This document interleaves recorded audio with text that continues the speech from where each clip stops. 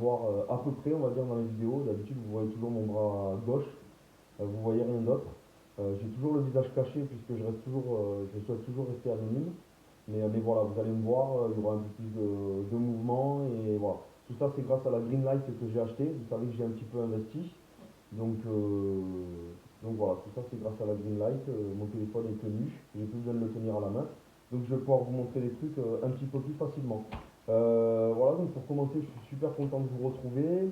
J'ai pas beaucoup de temps de faire des vidéos. Vous savez, j'ai eu un petit garçon, donc ça prend pas mal de temps pour ceux qui sont parents. Je pense que vous avez vécu ça. Donc un petit peu de fatigue, mais ça va. Ça me fait plaisir de vous retrouver. Donc aujourd'hui, le sujet, je l'avais annoncé sur ma page Facebook, sur les nouvelles ères. Pour ceux qui ne sont pas abonnés, abonnez-vous sur la page Facebook. J'avais annoncé donc une vidéo sur les médicaments. Donc les thèmes abordés, ça sera comment se constituer un stock de médicaments et de matériel médical, puisque pour moi, l'un ne va pas sans l'autre, c'est super important. Donc là-dedans, je vous expliquerai un petit peu où trouver du matos, voilà, qu'il faut se former, etc. On va parler également des dates de péremption. Ça fait souvent débat, il n'y a pas tout le monde qui est au courant de comment ça se passe, comment ça fonctionne, etc.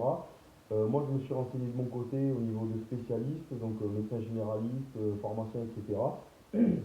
Même si certains ne veulent pas toujours dire la vérité, puisque derrière il y a le lobbying pharmaceutique qui met un petit peu la pression, etc. Je vais expliquer vite fait ça, on va faire une petite parenthèse. Et donc pour terminer, je parlerai du stockage, donc voilà, où stocker ces médicaments, dans quelles conditions. Voilà. Donc pour commencer, comment se constitue un stock de médicaments et de matériel médical? Alors, concernant le matériel médical, alors ça, matériel médical, vous allez voir, hein, j'englobe énormément de choses là-dedans. C'est tout ce qui touche au médical. Ça peut être de la bobologie ou quelque chose qui va s'apparenter à de l'hémorragie ou carrément recoudre une personne, etc. Voilà, donc pour commencer, je ne vais pas forcément le faire sous forme de gravité de la blessure, hein, ça va être un petit peu dans le désordre, vous m'en excuserez. Donc pour commencer, voilà, par exemple, ce type de poche, et ça c'est des poches de froid. J'ai également des poches de chaud, comme vous pouvez le voir, j'ai un bon petit stock, voilà, j'en ai pas mal. Voilà, tout ça c'est poches de froid, poches de chaud. J'en ai toujours à peu près une dizaine. Ça coûte absolument rien, ça, sur internet. Ça vaut, je crois, 1 euro, 1,50 € la poche, ou peut-être 2 euros la poche, c'est vraiment rien du tout. Il suffit de taper dedans pour avoir du froid instantané qui va arriver. Et pareil pour la poche de chaud, il suffit de taper dedans pour avoir de la chaleur. Donc c'est marqué jusqu'ici, donc jusqu'à 50 degrés, voilà. Ça se trouve sur pas mal de sites. Moi, j'achète sur le site d'un de mes abonnés. On est devenu assez potes. On échange pas mal ensemble. Il a un site internet. J'avais déjà fait des concours avec lui. C'est le site France Ops. Donc voilà, tout ce qui est poche comme ça, moi je me fournis chez lui. C'est pas cher, c'est efficace. Moi j'en suis content. Et puis voilà, c'est un site français. Donc comme ça, on fait travailler les Français. Ça évite d'acheter en Chine ou je ne sais quoi. Donc pareil pour les poches de froid, tout ça c'est chez lui. Donc voilà, ça très intéressant. Je vous montrerai un jour le kit que je mets dans le véhicule. J'ai toujours des poches comme ça dans le véhicule. C'est des poches de chaud, des poches de froid, j'en ai toujours avec moi. Ça permet, voilà, si on se tord la cheville, si je sais pas, si on a mal un petit peu au dos, etc. Par exemple, une poche de chaud pour les douleurs musculaires au niveau du dos, c'est plutôt pas mal, ça soulage. Voilà. Donc, comment se constituer un stock médical, matériel médical, tout ce qui est bistouri, tout ce qui est. Alors là, je vais vous montrer, j'ai quelques trucs. Voilà, par exemple, ceci. Alors vous allez me dire, on s'en fout, mais non, on s'en fout pas.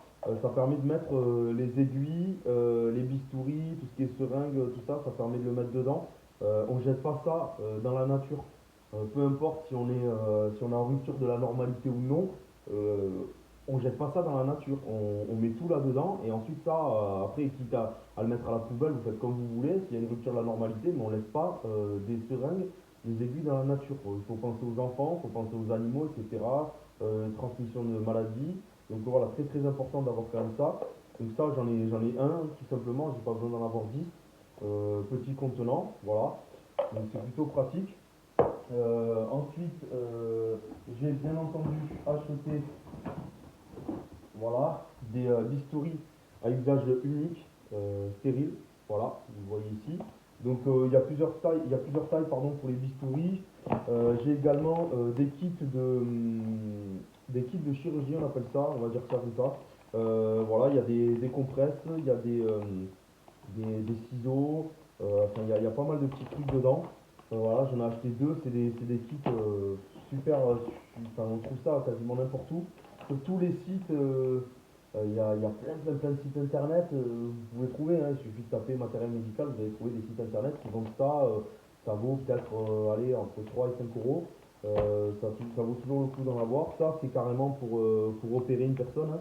Donc vous avez les ciseaux et les pinces pour pouvoir tenir le fil pour recoudre une personne avec vous savez, le petit drap bleu pour localiser l'endroit qu'on doit recoudre avec des compresses, etc.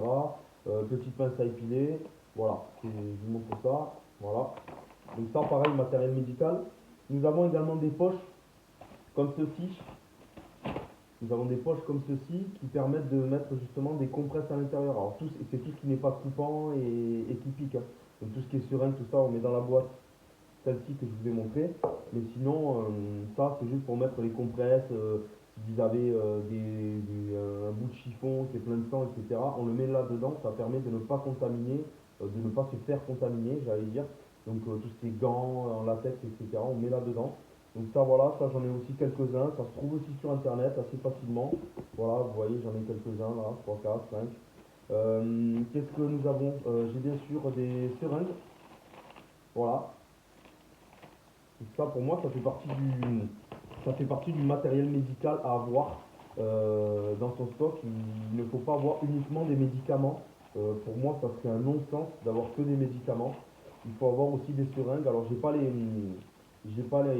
encore acheté les aiguilles, mais en tout cas d'avoir ça, ça permet de doser pour nettoyer par exemple une plaie avec du sérum physiologique. On peut le mettre dedans, le sérum phy, et on peut nettoyer une plaie avec ça pour y voir plus clair, pour pouvoir recoudre ou X raisons. Voilà, qu'est-ce que j'ai? Bien entendu, j'ai des bandages. Alors ça, des bandages, il faut en avoir, hein, il faut en avoir de toutes les tailles, petites, grandes, plus ou moins élastiques. Il faut avoir un nombre incalculable de compresses stériles et non stériles, car cela n'aura pas la même utilisation. Pour nettoyer une plaie ouverte, on utilisera des compresses stériles afin de ne pas infecter la plaie, plus qu'elle ne l'est peut-être déjà. Donc des compresses stériles. Nous avons bien entendu du stock d'alcool 70 degrés pour désinfecter une plaie, voilà, tout simplement. Là, c'est d'autres types de. Alors, c'est des pansements comme ceci. Voilà. Bon, voilà, des pansements comme ça. Ouais, plutôt pas mal. Ça permet de. Alors, ceux-là, ils sont waterproof, ça permet de pas prendre l'eau. Waterproof, qu'est-ce que nous avons d'autre? Bien sûr, pour la bobologie, hein, toujours pareil, les petits pansements pour la bobologie. Très important aussi, nous avons les couvertures de survie. Ça vaut, c'est pareil, ça vaut rien du tout. Ça vaut 1 euro, 1,50 €, 2 euros une couverture de survie. Toujours important d'en avoir. Moi, des couvertures de survie, je dois en avoir peut-être 10 entre celles que j'ai dans la maison, celles que j'ai dans mon stock, celles que j'ai dans mon véhicule, celles que j'ai dans mes trousses de secours. J'en ai de partout. Ça permet de réchauffer une personne ou ça permet entre guillemets de la rafraîchir si elle a trop chaud selon le sens dans lequel vous la mettez.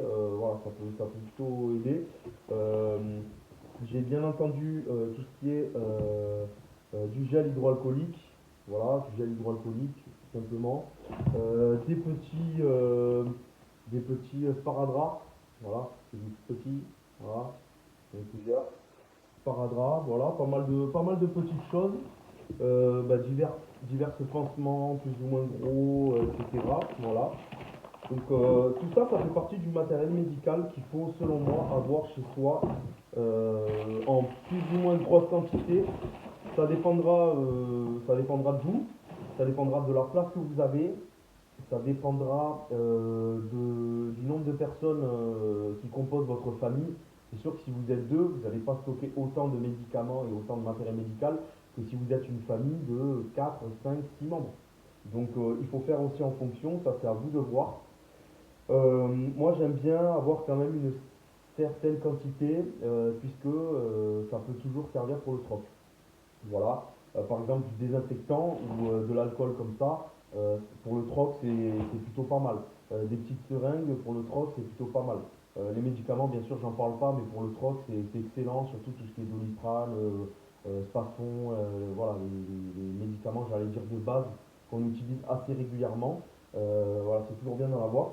Alors ça, ce que je vous ai montré, c'était du stock. Donc ça, c'est chez moi, donc Biceptine, du daquin, encore des petits waterproof. J'ai des bandages. Alors ça, c'est des bandages que j'utilise pas forcément pour une plaie ou quoi, mais je les garde, ça peut toujours resservir à partir du moment où ils sont pas forcément souillés. Alors certes, ça prend un peu la poussière, mais pour par exemple faire un bandage pour tenir un bras, faire un bandage triangulaire pour tenir un bras, voilà, ce type de rouleau, ça peut servir. Donc moi, je les jette pas forcément. S'il n'y a pas de sang dessus ou que c'est pas, voilà, je les garde. Bien sûr, un tensiomètre, voilà, qu'on met au poignet. Donc ça, c'était, je crois, acheter chez Lidl. Donc très intéressant d'en avoir un et intéressant également de contrôler les piles parce que souvent c'est quand on a besoin qu'on se rend compte que les piles sont pas bonnes et des fois ça peut arriver qu'on l'utilise un petit peu dans l'urgence, etc. Donc toujours vérifier une fois par an les piles. Voilà, là j'ai encore des seringues en plus, etc. Donc ça c'est ce que j'utilise assez régulièrement, de l'alcool. Ça c'est juste une petite pour entorse du doigt, etc. Petite attelle. Des compresses, de la bétadine, voilà. Donc ça c'est mon petit truc de secours, on va dire, avec des pansements que j'ai au quotidien à la maison.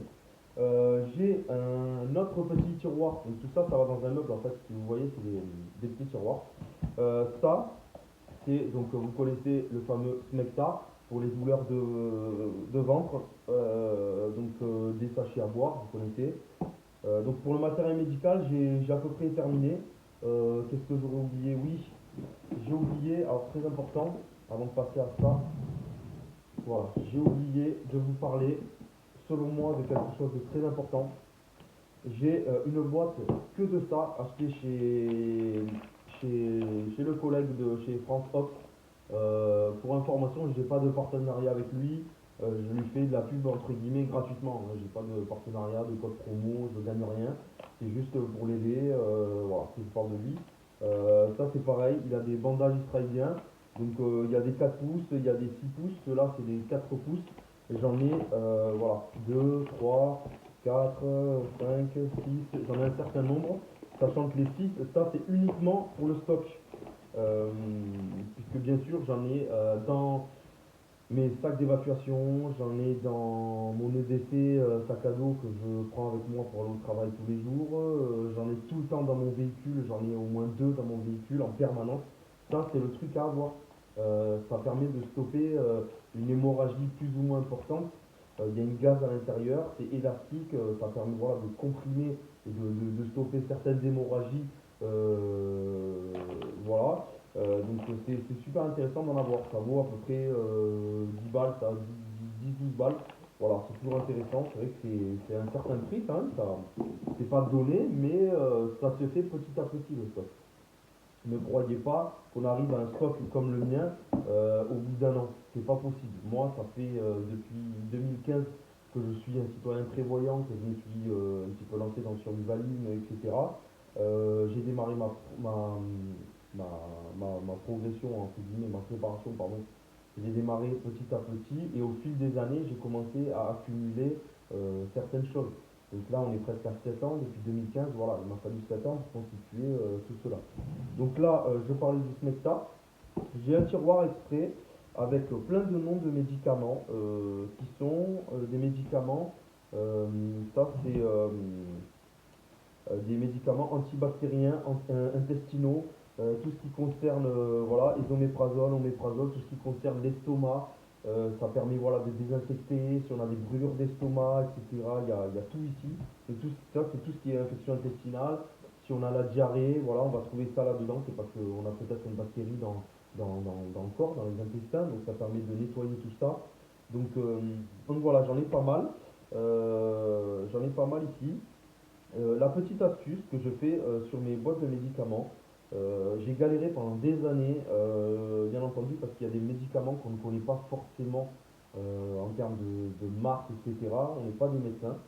Donc, chaque fois que mon médecin me prescrit des boîtes de médicaments, je marque à quoi cela correspond dessus. Par exemple, celui-ci, j'ai marqué antibactérien intestinal. Et parfois également, je marque dessus une gélule 3 fois par jour pendant 4 jours. Voilà, ça permet, on a la posologie, etc. Donc ça, c'est pour tout ce qui est diarrhée aiguë. Il y a pas mal de trucs, hein, donc tout ce qui est intestinal, estomac, tout ça. Voilà, ça, j'ai un panier entier par rapport à ça. Ça peut toujours servir. Ensuite, j'ai un autre panier que l'on a ici. Voilà. Ça, c'est tout ce qui est anti-inflammatoire. Donc, nous avons de tout, du Flector. Nous avons même des. J'ai même mis les médicaments pour les allergies, tout ce qui est allergique au pollen, tout ça. Tout ça, c'est naproxène, etc. C'est des anti-inflammatoires. Donc, toujours pareil, j'ai marqué sur la boîte anti-inflammatoire juste ici. Si jamais il m'arrive quelque chose, en cas de rupture de la normalité, toujours pareil, je ne conseille pas de prendre n'importe quel médicament à n'importe quel moment pour n'importe quelle personne. Les médecins sont là pour ça, il ne faut pas faire n'importe quoi.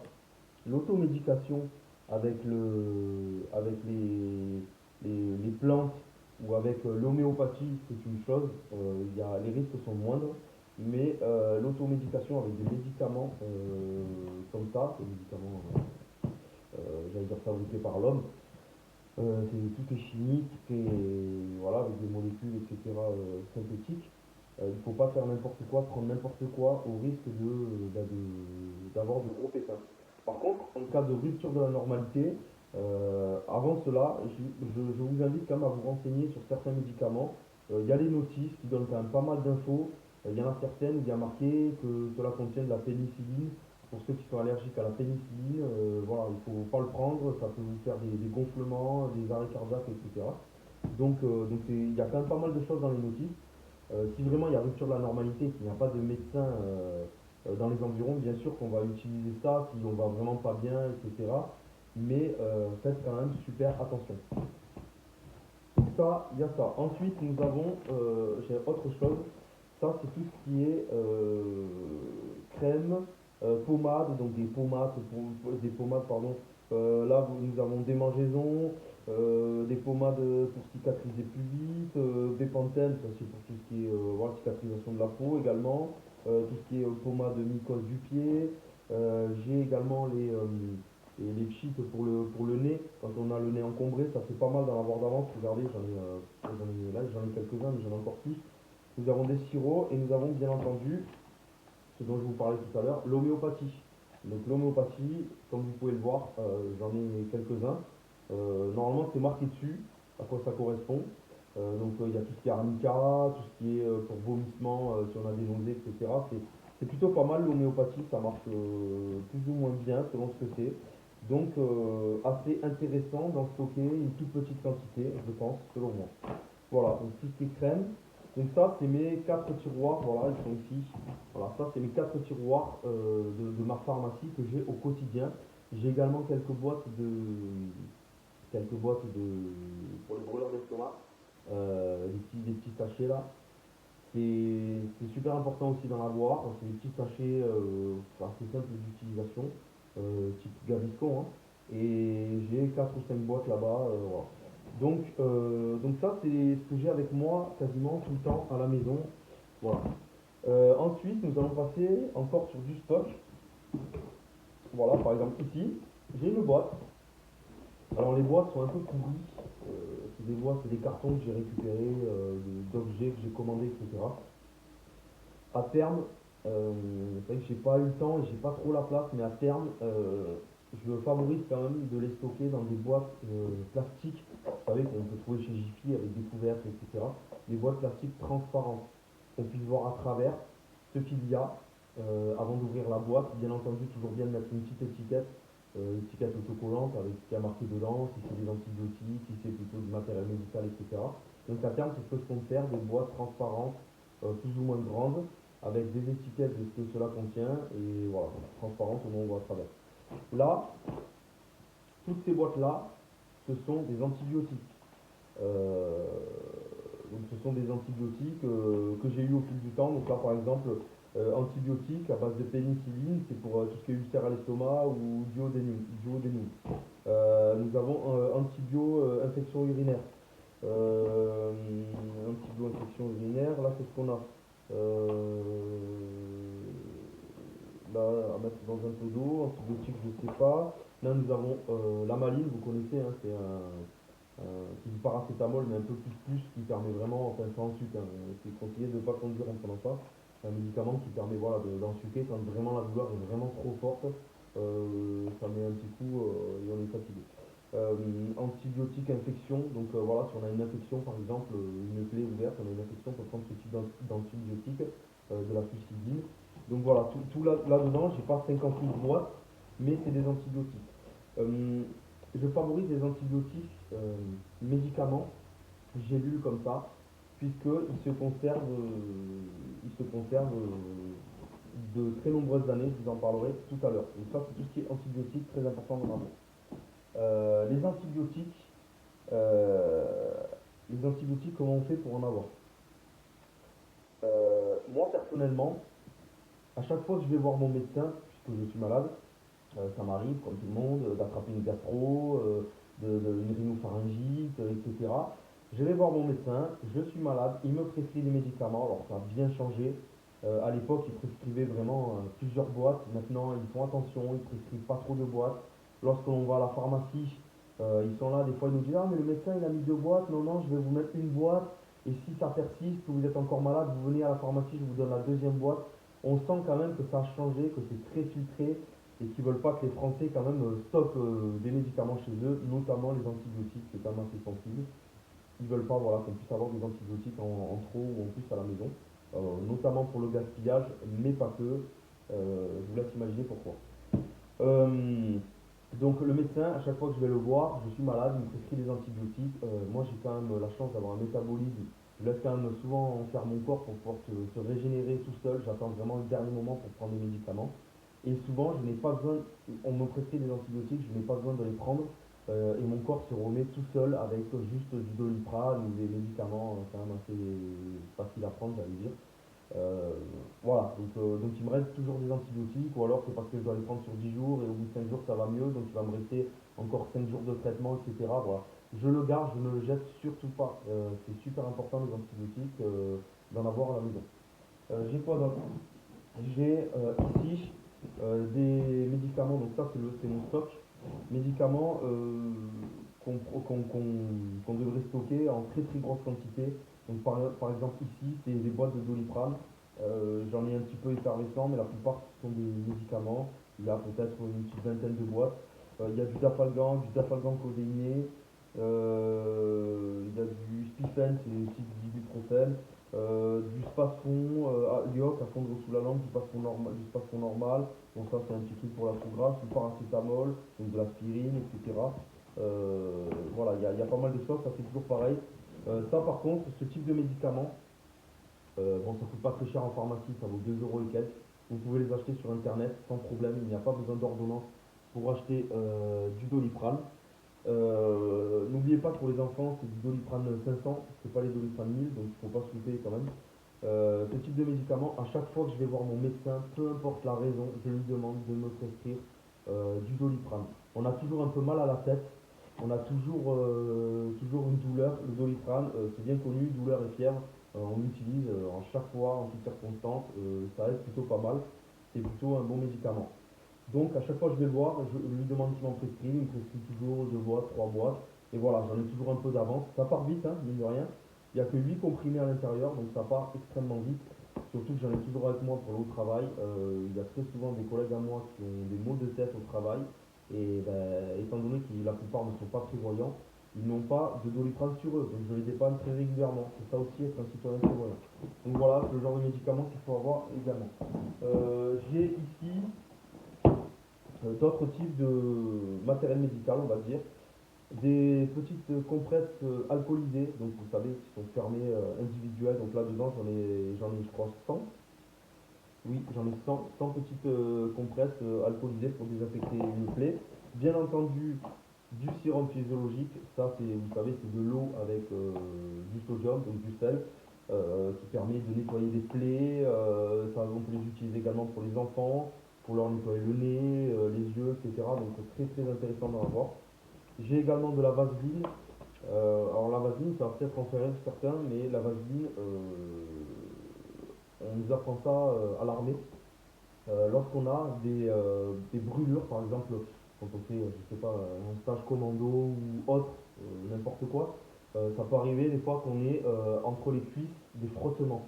Parce que on a le treillis ou parce qu'on a une tenue de sport où on transpire, etc. Voilà, il y a de la transpiration, des fois il y a de l'eau quand on va dans de l'eau, etc. Et il y a des frottements qui se font et ça brûle. La solution, la vaseline. On met de la vaseline entre les jambes un tout petit peu sur les cuisses et ça permet de glisser, de faire glisser entre les jambes et de ne pas accentuer ces brûlures. Donc très très intéressant. Voilà, j'ai 3 tubes de vaseline tout neuf. Bien sûr, un stéthoscope. Alors c'est un stéthoscope basique, hein, j'ai pas pris le haut de gamme parce qu'il y en a qui coûtent plus de 100 euros. Ça, vous pouvez le trouver à 15-20 balles. Voilà, ça fait le job. Un stéthoscope, c'est super important d'en avoir. J'ai bien sûr des gaz imprégnés de gras. Et ça, c'est pour tout ce qui est brûlure. Brûlure ou même des éraflures assez importantes. Si par exemple vous tombez, vous glissez, vous avez pas mal d'éraflures, ça va vous faire mal, ça va brûler. On peut mettre ce qu'on appelle des tulles gras dessus, ça peut servir. Et bien entendu, un incontournable, personne n'y pense malheureusement, des tests de grossesse. Alors c'est pas que j'ai peur de devenir papa pour la 10e fois, c'est pas ça. C'est juste que on y pense peu, mais madame peut avoir un petit peu de retard dans ses menstruations. S'il y a une rupture de la normalité, quel moyen pour savoir si madame est enceinte, pas enceinte, etc. Mis à part qu'elle va peut-être avoir des nausées, des vomissements, mais c'est pas une science infuse. C'est toujours bien de stocker. Voilà, là j'en ai deux, madame en a encore d'autres. Des tests de grossesse, voilà, il suffit d'uriner dessus et on a le résultat assez rapidement. Donc voilà, des tests de grossesse, il faut y penser, c'est plutôt pas mal. Voilà. Donc nous avons ça, nous avons bien entendu un stock juste ici de compresses non tissées, non stériles. Voilà. Donc ça, bien sûr, il y en a pas mal. Je vous fais pas un dessin. Voilà, ça vaut 10 balles, on en a peut-être 1000 compresses. Donc allez-y, lâchez-vous, vous pouvez toujours en acheter sur des sites médicaux, sur internet, etc. On trouve pas mal de choses. Voilà, donc j'ai fait le tour à peu près de ce que j'ai à la maison. Donc je reviens sur le fait de comment constituer un stock de médicaments. Donc je vous ai expliqué le fait d'aller chez son médecin. N'importe quel médecin, vous lui demandez de vous prescrire de Doliprane, il ne vous dira pas non. Le Doliprane, le Smecta, le Gaviscon, l'aspirine, le type ibuprofène, tous ces trucs-là, d'Afalgan, etc., tous ces trucs-là, aucun médecin ne vous dira non. C'est quelque chose qui est toujours intéressant d'avoir chez soi. C'est pas quand on a mal à la tête qu'on va aller voir son médecin. Il faut toujours en avoir d'avance. Donc voilà cette technique-là pour pouvoir avoir ce type de médicaments. Pour les antibiotiques, je vous en ai parlé quand je ferai un traitement, il m'en reste un peu, je les mets de côté, etc. Je favorise, comme je vous ai dit, les cachets, puisque les flacons au frigo, tout ça, ça tient pas très longtemps, je vous en parlerai tout à l'heure. Pour acheter également donc, tout ce qui est Doliprane, si jamais votre médecin vraiment il ne veut pas vous en passer, Doliprane, tout ça, vous pouvez commander sur des sites, c'est des pharmacies qui vendent sur internet, des pharmacies en France, hein, je vous conseille quand même de faire ça, il ne faut pas acheter des médicaments qui viennent de n'importe où. Donc des magasins qui viennent en France, des pharmacies, vous pouvez commander du Doliprane, vous pouvez commander du matériel médical en plus ou moins grosse quantité. S'il y a un conseil que je peux vous donner, moi je ne commande pas tellement sur les pharmacies, je commande plus sur des grossistes en matériel médical et médicaments. Alors, il y a quand même plus de grossistes en matériel médical qu'en médicaments, mais en tout cas en matériel médical, vous pouvez commander beaucoup de choses pour un prix assez peu élevé. C'est des endroits où même les médecins se fournissent, etc. Voilà, vous pouvez commander en grosse quantité, c'est plutôt pas mal pour le stock. Donc qu'est-ce qu'il me reste à vous parler? Donc la formation, très important d'avoir aussi bien des médicaments, etc. Je vous en parlais un petit peu avec les notices, le fait de s'informer, etc. Le fait de s'informer c'est bien, le fait de se former c'est mieux. Comment on se forme? Alors bien sûr, vous avez tout ce qui est secourisme au niveau de la Croix-Rouge. La Croix-Rouge dispense des formations qui coûtent, je crois, entre 40 et 50 euros la formation d'une journée pour avoir tout ce qui est PSC1, donc secours, les trucs de premiers secours. Euh, donc ça, c'est très important. Il y a également pour tout ce qui est, par exemple, les sutures. Tous ceux qui veulent essayer d'apprendre à suturer une personne, les différents types de sutures, vous avez des kits sur Amazon. J'aime pas trop faire de la pub, mais c'est assez intéressant pour le souligner. Sur Amazon, vous avez des kits, donc ça fait à peu près un rectangle. Ça représente en fait de la peau humaine. C'est assez souple, c'est fait en matière un petit peu siliconée. Et avec ça, ils vous fournissent tout le matériel pour pouvoir recoudre en fait une plaie. Donc on peut recoudre de différentes manières, s'exercer là-dessus, et ensuite couper le fil et puis recommencer, etc. C'est vraiment du matos pour s'entraîner. C'est pas donné, je sais plus, je connais plus le prix. Je sais qu'il y a des trucs qui valent 70 balles, d'autres plus de 100 euros, etc. Ça dépend de ce que l'on prend, de la taille, etc. Mais c'est assez intéressant pour s'entraîner à faire des sutures. Euh, voilà, donc il y a ça, les formations, il faut s'entraîner en permanence, s'entraîner. C'est pas le jour où il y aura une merde qu'on va se dire, bon ben, comment je dois faire, il faut que je m'entraîne avant. Non, il faut être à peu près opérationnel. Donc voilà par rapport à ça, les dates de péremption. Alors, grand débat, tout le monde en parle, il se dit tout et son contraire. Je me suis renseigné. Je me suis renseigné auprès de spécialistes. Euh, certains l'ont dit à demi-mot, parce que comme je vous ai dit, il y a le lobbying pharmaceutique derrière, donc qui les incite à vendre des médicaments, vendre des médicaments. Dessus, il y a des dates de péremption, comme pour la nourriture. Vous le savez très bien, un paquet de pâtes, il va y avoir une date de péremption, bon, DLC, etc. Date conseillée, etc. Euh, des pâtes, ça peut se garder 20-30 ans à partir du moment où elles sont correctement stockées. Donc à l'abri de la lumière, c'est toujours la règle, hein, pour tout, que ce soit le carburant, les médicaments, la nourriture, etc., etc. Je ne la rabâcherai jamais assez. C'est toujours à l'abri de la lumière, à l'abri de l'humidité, à l'abri de la chaleur. Voilà, c'est toujours ça qui prime. Donc, les médicaments, c'est toujours pareil, il faut les stocker à l'abri de la lumière, etc. Donc pourquoi pas dans un placard, mais un placard qui ne prend pas l'humidité, un placard qui se maintient en termes de température, qui est assez frais. Il ne faut pas que ce soit trop chaud, puisqu'il y a certaines plaques de médicaments avec des capsules, vous savez, des capsules un petit peu brillantes, comme certains Doliprane. Ces capsules-là, avec la chaleur, elles peuvent se dilater et elles peuvent exploser. Tandis que si c'est dans le froid, elles vont se maintenir. Donc très important, l'humidité, bon bien sûr ça va détruire les boîtes, etc. Si vous ne savez pas ce que vous allez ingérer, ce n'est même pas la peine. Euh, voilà, pour les dates de péremption, la règle c'est que tous les médicaments, les petits comprimés, j'ai bien dit, vous pouvez les garder très très très longtemps. En général, les dates de péremption sur des comprimés, c'est à peu près un an, voire certains 2 ans. Mais la plupart, c'est une année. Autant vous dire que vous pouvez les garder 5 ans, 10 ans, s'ils sont correctement stockés. Il y a des médicaments type Doliprane, je crois, qui ont été retrouvés, je ne sais plus où, j'avais entendu cette histoire la dernière fois. Ils ont été retrouvés 30 ans après, ils les ont testés, ils n'avaient pas bougé. Donc je pense qu'on peut faire confiance à cela. Il y a certains médicaments, au fil des années, ils vont perdre un petit peu de leur capacité. C'est-à-dire qu'au lieu de vous enlever le mal de tête que vous avez, ben, il va peut-être pas faire effet. Il va fondre dans votre estomac, il va peut-être pas faire effet. Mais c'est très rare des médicaments quand même que vous allez ingérer comme ça, qui sont périmés, entre guillemets, et qui vont vous donner, je sais pas, qui vont faire que vous allez avoir des petits soucis de santé. Normalement, il n'y a pas de souci par rapport à ça. Essayez d'en parler avec votre médecin, il vous le dira sûrement.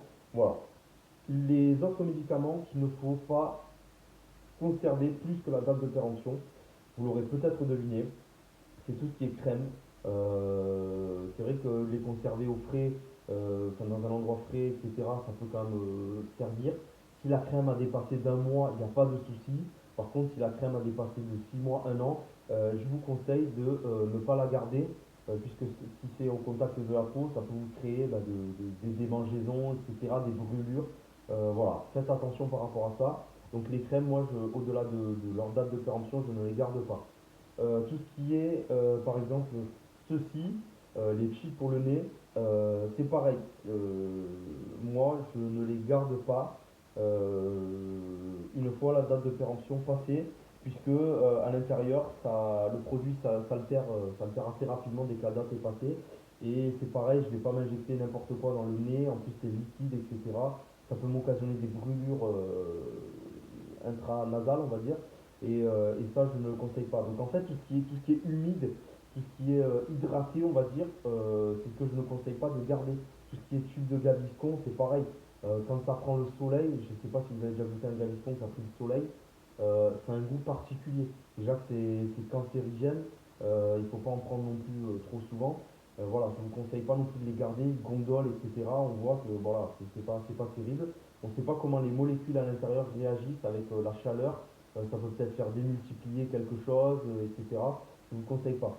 Donc il n'y a que les médicaments type gélule qu'il faut conserver bien entendu à l'abri de la lumière, etc. Je me répète, que vous pouvez conserver au-delà de la date de péremption. Euh, le stockage, ben, toujours pareil. Moi, tout ce qui est pour le stock, ben, je stocke dans un placard, comme je vous ai dit, à l'abri du froid, enfin de la chaleur, pardon, etc. Et ces paniers-là, les petits paniers que je vous ai montrés avec on va dire les médicaments du quotidien, je les stocke tout simplement dans ma salle de bain, à température, on va dire, normale de la maison. Il n'y a pas de souci particulier. Voilà. Je pense avoir fait le tour, je pense vous avoir tout dit. J'ai parlé de formation, j'ai parlé du stockage, des dates de péremption, j'ai parlé de différents médicaments. Moi, comme je vous le rappelle, j'ai mis à peu près 7 ans à stocker tout ça. J'ai un certain nombre de médicaments, donc c'est vrai que ça représente quand même beaucoup, beaucoup, beaucoup de boîtes. Euh, mais ça dépend toujours.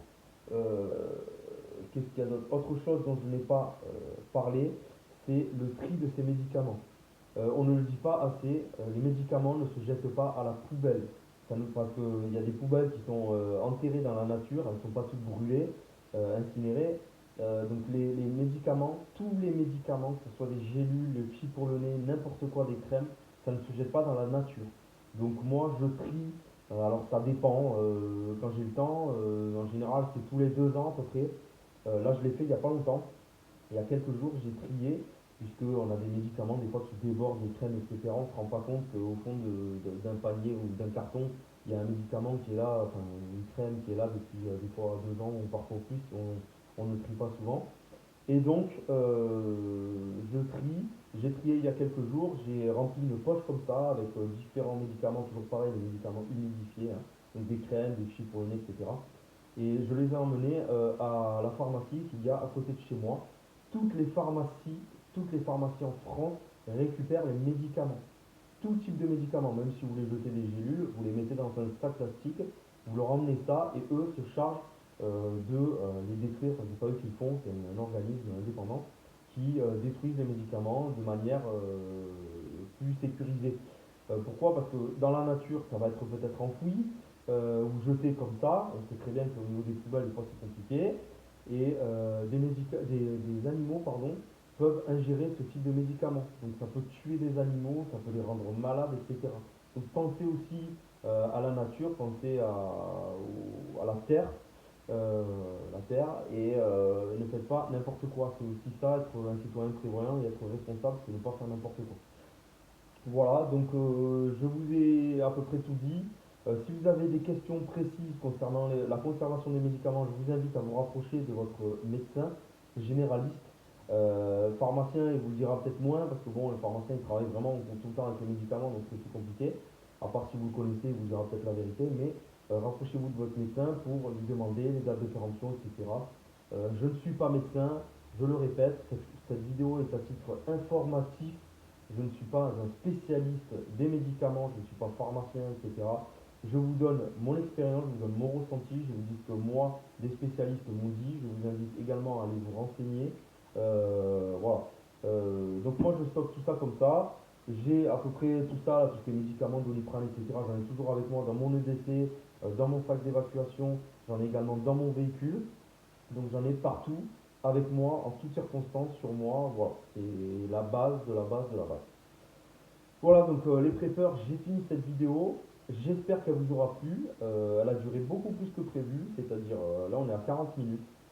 Merci beaucoup de m'avoir regardé. Si vous n'êtes pas abonné, n'hésitez pas à vous abonner. On a de plus en plus de personnes qui nous suivent. Ça, c'est vraiment cool.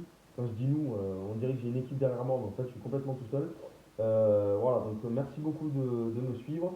Euh, Vous le savez, pour certains ou d'autres qui ne savent pas, j'ai ouvert une page Patreon. Vous avez des abonnements dessus avec divers tarifs.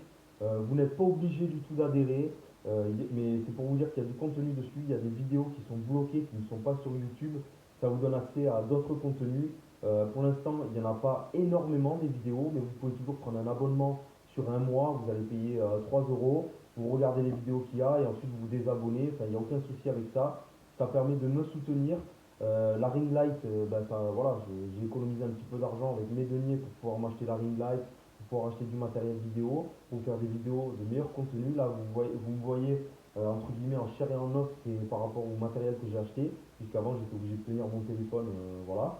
Donc le fait de participer un petit peu, ça me permet voilà, d'acheter du matos et ça me permet de me soutenir. C'est vraiment super sympa de votre part, mais personne n'est obligé.